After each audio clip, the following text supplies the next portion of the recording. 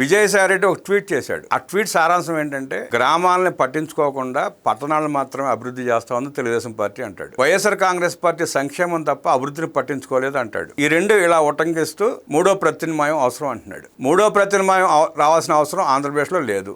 ఆ గ్యాప్ లేదు. వైఎస్ఆర్ కాంగ్రెస్ పార్టీ దిగజారిపోయింది కాబట్టి ఆ పార్టీ ఎలక్షన్లో పోటీ చేసే అవకాశం లేదు కాబట్టి వైఎస్ఆర్ కాంగ్రెస్ పార్టీ భర్తీ చేయడానికి వస్తే ఇంకొక పార్టీ రావచ్చేమో కానీ తెలుగుదేశం పార్టీకి అయితే రాష్ట్రంలో ప్రత్యామ్నాయం లేదు. కూటమికి పోటీ పడే పరిస్థితిలో ఏ పార్టీ లేదు. గ్రామీణ ప్రాంతాలను నిర్లక్ష్యం చేసింది అంటున్నాడు విజయసాయి రెడ్డి. వాళ్ళు ఏ గ్రామం వెళ్ళినా సిమెంట్ రోడ్డు చెబుతుంది ఎంత అభివృద్ధి చేశారో.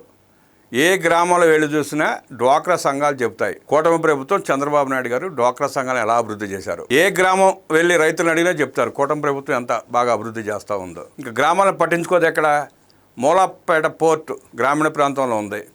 ఆర్ఎస్ఎల్ మిత్తల్ గ్రామీణ ప్రాంతంలో ఉంది. క్వాంటమ్ వ్యాలీ గ్రామీణ ప్రాంతంలో ఉంది. నిట్ గ్రామీణ ప్రాంతంలో ఉంది. విఎస్ఆర్ యూనివర్సిటీ గ్రామీణ ప్రాంతంలో ఉంది. ఎస్ఆర్ఎం గ్రామీణ ప్రాంతంలో ఉంది. గ్రామీణ ప్రాంతాన్ని నిర్లక్ష్యం చేసింది ఎక్కడ? మహిళాభివృద్ధికి సాధికారతకి తెలుగుదేశం తోడ్పడి ఆ మహిళలను అభివృద్ధి చేసి వాళ్ళ మహిళా పారిశ్రామికతలను తీర్చిదిద్దుతుందంటే అంతా గ్రామీణ ప్రాంతాల నుంచే. ఎంఎస్ఎంఈ పార్కులన్నీ గ్రామీణ ప్రాంతాల్లోనే ఉన్నాయి. ఆయన ఎందుకు ఎవరి కోసం మాట్లాడాడో తెలియని పరిస్థితి.